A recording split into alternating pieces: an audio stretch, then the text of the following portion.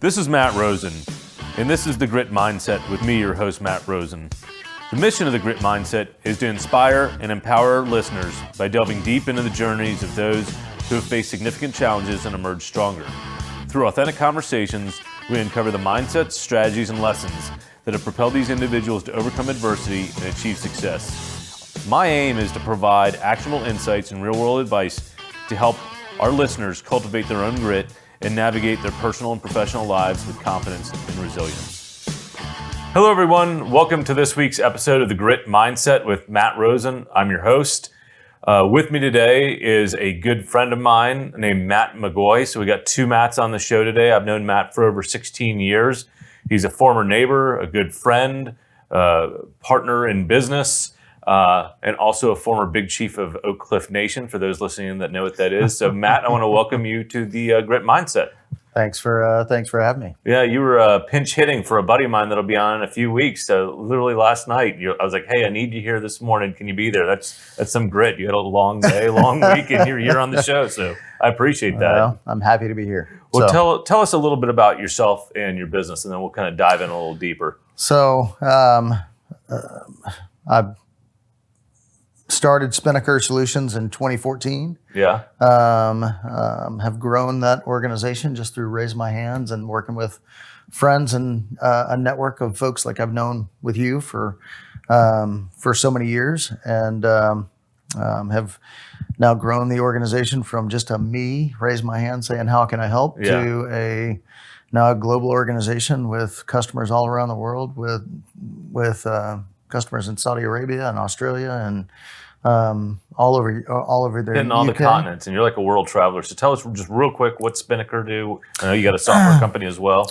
Well, Spinakr is a management consulting firm. We focus on marketing and technology solutions. Bring an idea off a sheet of paper and bring it to life and put it into operation. So in terms of our consulting practice, Spinakr is the people part of our business. Yeah. But in March of 2023, we acquired a software product called BrandWorks. BrandWorks is in the digital asset management, brand asset management space. Yep. So you're wearing your shirt, I'm wearing my shirt.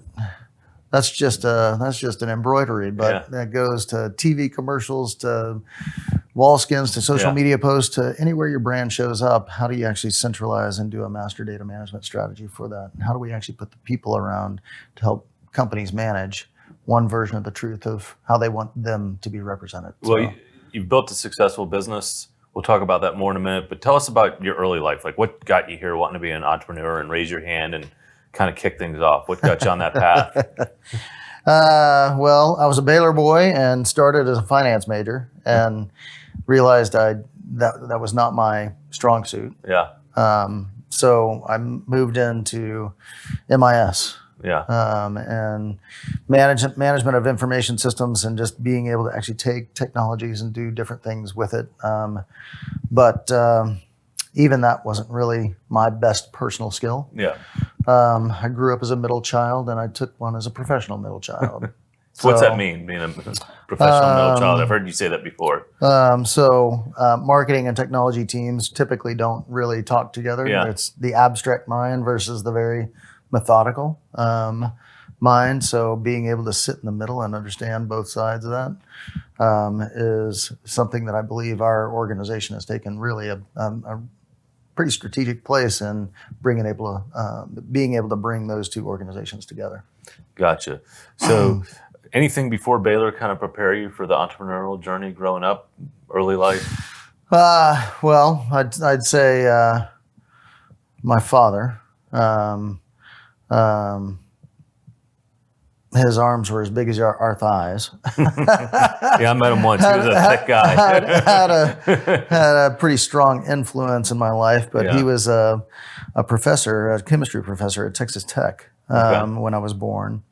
But we immediately moved to Houston because he saw the family growing, and he wanted to do something that would actually be able to support a growing family. So he moved into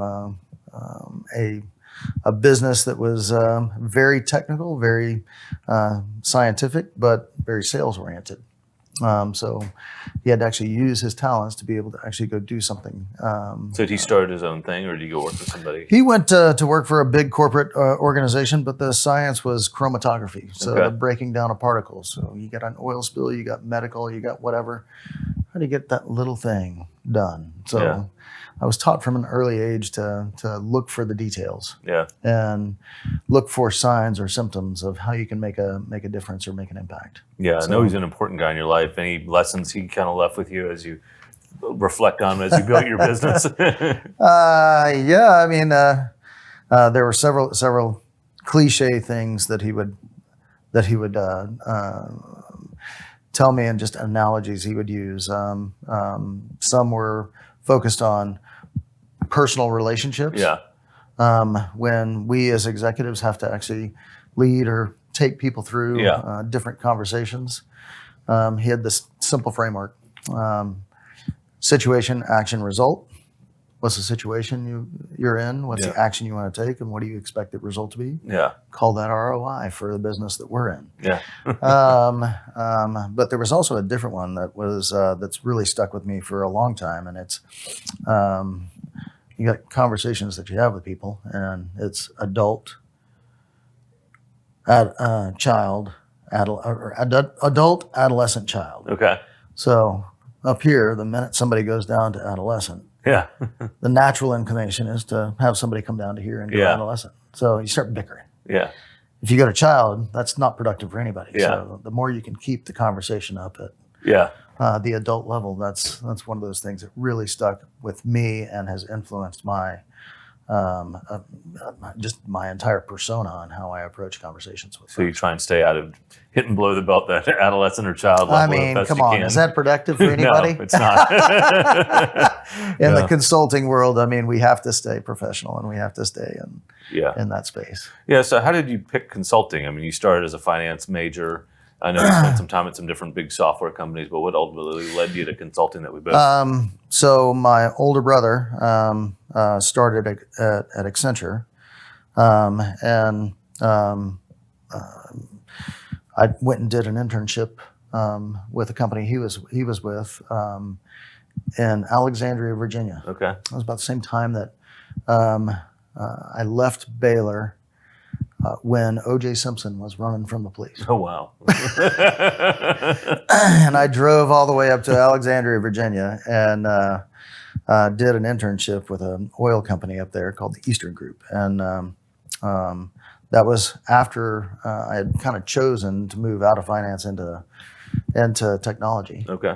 And it started from there, and I just had a love for it and just enjoyed the ability to actually do something, create. And that euphoria of being able to actually see the work that I had done actually be put into action to support big and important things. Yeah. So obviously you went through that path and ultimately decided to start your own thing. What do you feel like the biggest challenge or obstacle that you had to overcome during your professional career has been? Kind of tell us the story if you will. Maybe you might have several. Well, I think the biggest challenge that I've faced is not necessarily professional. It's probably more personal. Okay. So when I was the CIO and CMO at Stream, we were trying to have our second child. Yeah. When the doctors told us we couldn't have any more kids, Yeah. I had to make a life choice. Mm-hmm. And the life choice was, let's go home and focus on family, and make sure the family's right. The work stuff will sort itself out, and we'll figure out what's next. But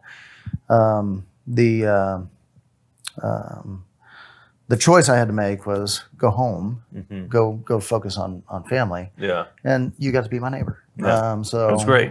That's when I really I'm sad started to see you go. started to deepen my relationship with you on a personal level.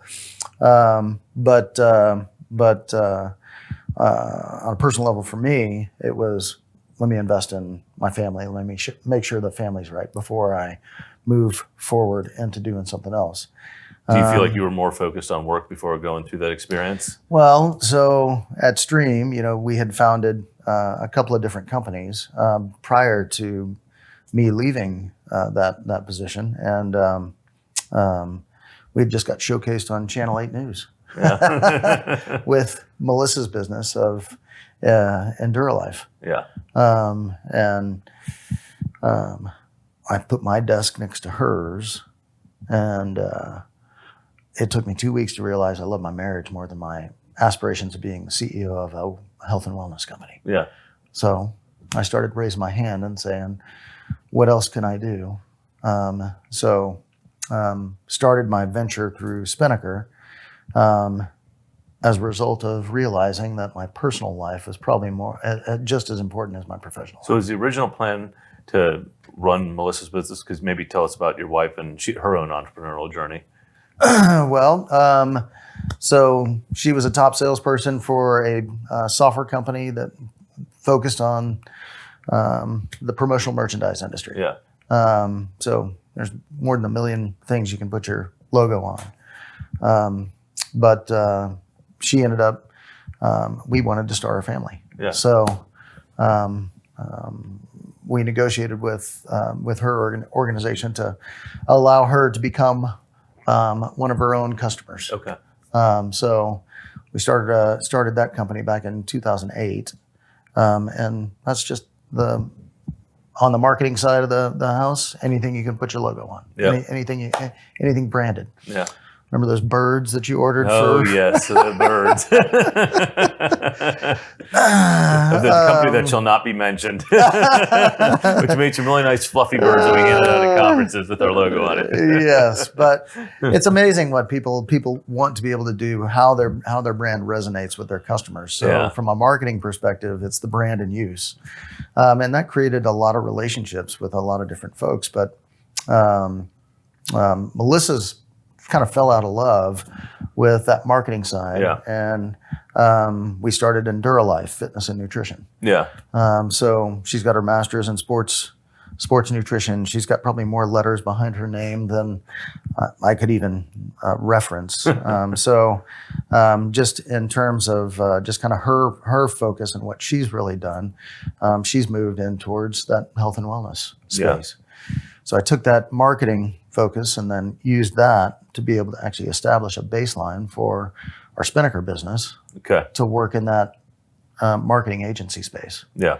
We already had the relationships in place with the creatives. We already had relationships with printers. Yeah. So that was a foundation, but I was always a technology guy, just like you. Yeah. So I looked at a marketing and technology focus, but while I was going home to focus on family, I built a boat in my driveway. You probably saw me working on fiberglass and paint and gel coat more. I know more about that than I ever expected to know. Yeah. Probably have scars on my arms from the fiberglass. But it was a 1960 Bristol Corinthian. And here in Dallas, I don't know if you know this, but White Rock Lake is the largest inner city lake of any metropolitan area in the country. So I've run around it 1 million times, but I did not know that. I raced on Sundays. Yeah. And I was the only guy that rigged it with a Spinakr. Okay. And a Spinakr is that billowish sail that's out in front. It's usually the most colorful. You got to steer it with the wind, and it's a very technical sail. So if you fly it wrong, you're probably going to tip the boat. Yeah. Did that ever happen? If you do it right. I never actually put my boat underwater. Okay, that's good. But if you fly it right, you win. Yeah. It gives you a competitive edge over your competition. So that's where the name of the company came from. I loved the synergies behind marketing and technology services. Yeah. And what a Spinakr actually stood for on a sailboat. So. No, it's a very cool meaning for the name of the company. So we talked about some of the personal challenges and family and kind of figuring out where you need to be centered, what you need to do. But from a professional standpoint, what would you say the hardest part about starting your own firm has been? What's the biggest challenge you've had to overcome? Letting go of things. Yeah. Empowering somebody else. And you've had several coaches in your life that have taken you through different things. And I've had some as well. There's a couple that have given me a couple of different things. We've already talked about the SAR, the situation action result. And I've embraced a couple of different things. One is the 4D framework. If it's that important for you to do, then do it. If it's something you can delegate it. Yeah. If it's important for you to do you have to do it today? Can you defer it? Yeah. But if it keeps showing up in your inbox time and time again, can't you just delete it? I like that last category a lot, but being able to let go of certain things as you grow through just success and you add more to the team. One of those most empowering days of my life was when I was able to delete the accounting inbox. Yeah. I remember you were running payroll there for a little bit, maybe a while. But you surround yourself with good people, but sometimes you hold on to things too long. It's called the founder's bottleneck. I don't think people can do it any better than you can. Man, I tell you, and yes, your ideas are great, but at the same time, so are theirs. Yeah. There's just this huge opportunity just to release all that pressure and all that stress and empower somebody else to actually go do that. So early in our stages, I think that was one of my biggest challenges to overcome was I'm not in the room. Is it going to get done? Yeah. But now with a global network of customers, I mean, I would do nothing other than just get in the way. Yeah. Had I not been able to overcome that challenge. Yeah. Well, obviously we're on the grit mindset. I haven't asked you yet. What is your definition of grit, both personally and professionally?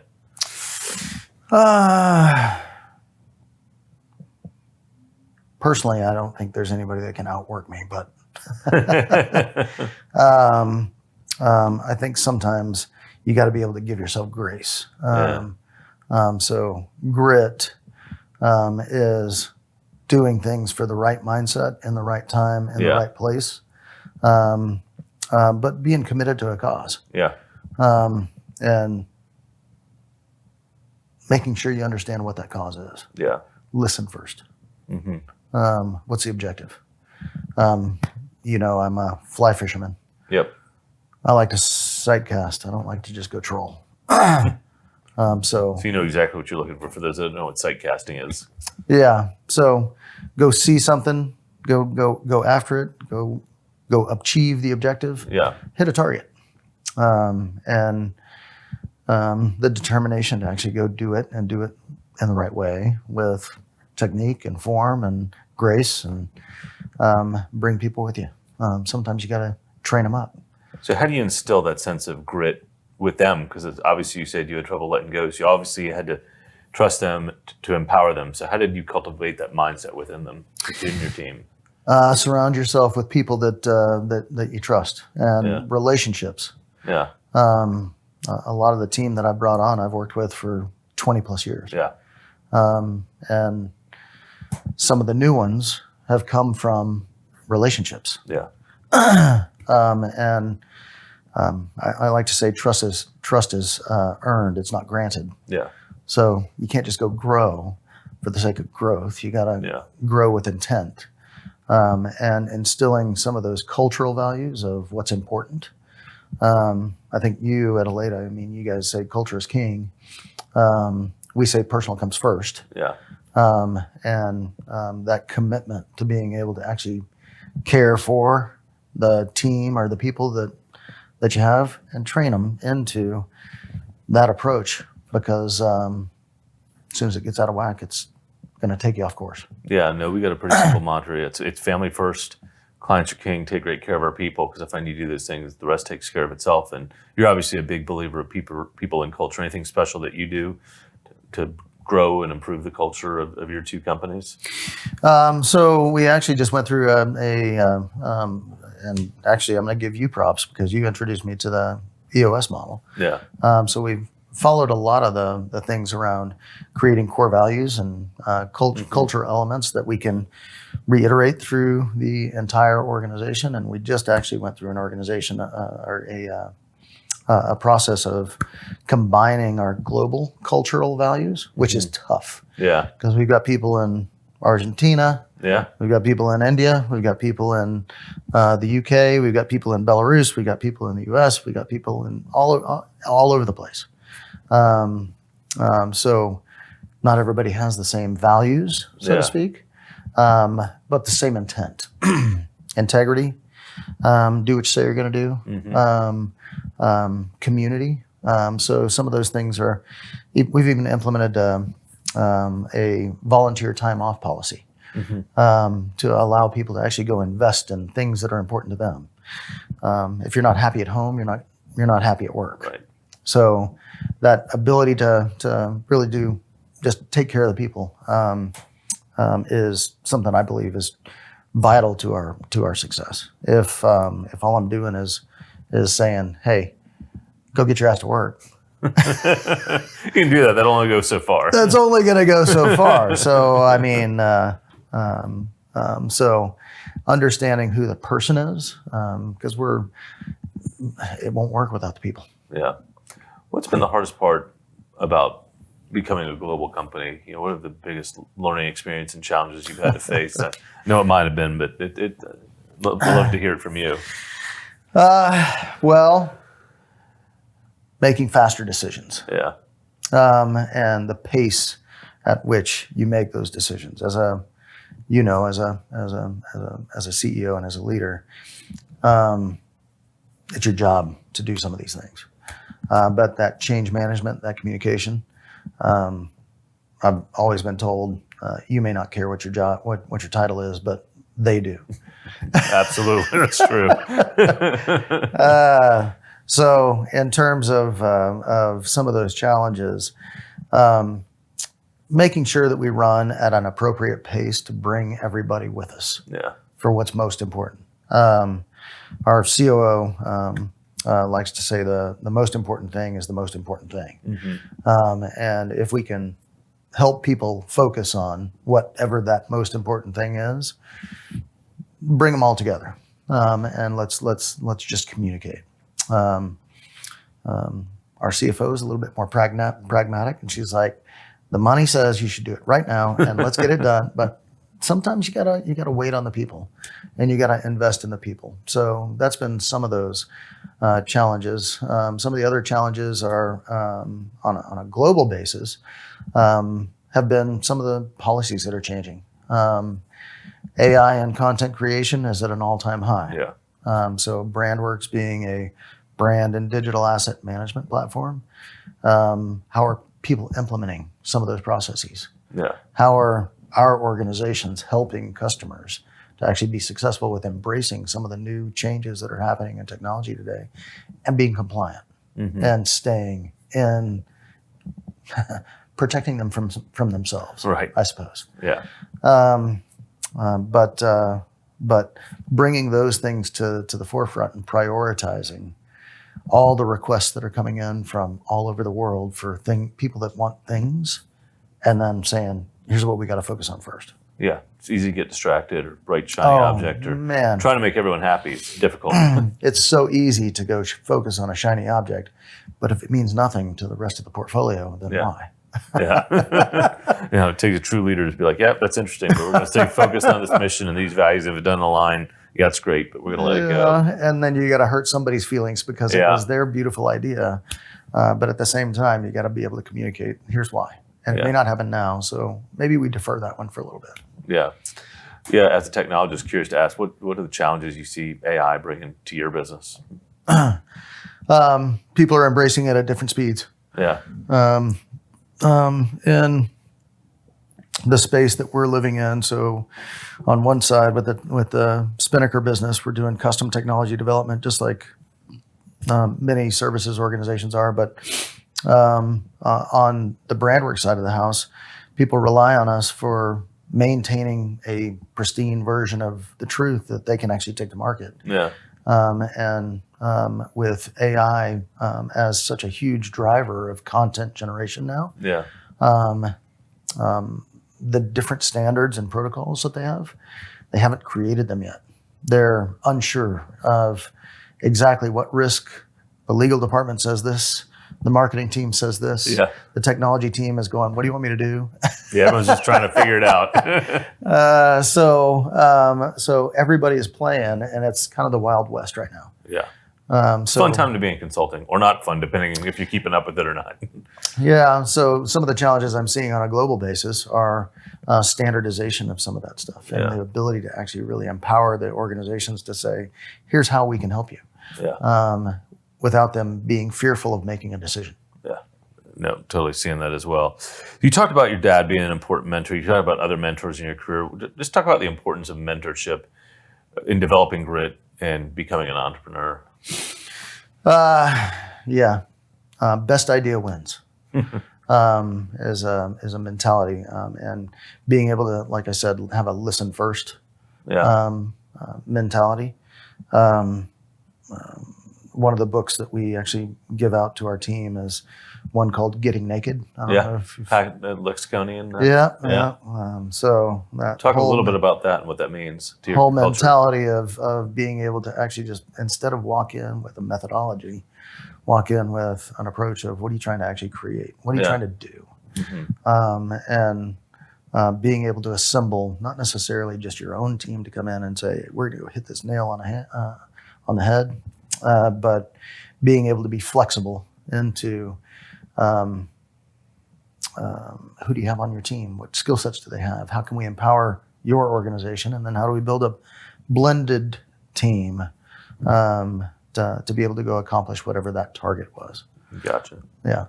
So I think that cultural value of being able to have that listen first rather than authoritative has really served our organization really well. And our BrandWorks organization, our clientele around the world is now starting to really be able to actually invite us in, because we're not just necessarily coming in with just one product.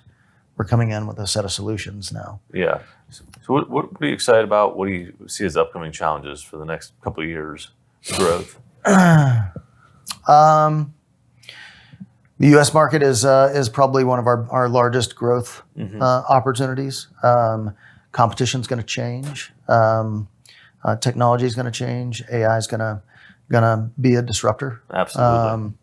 And the ability to help organizations really embrace it, and then how the product is actually going to be able to support it and help them, is going to be one of the biggest challenges over the next couple of years.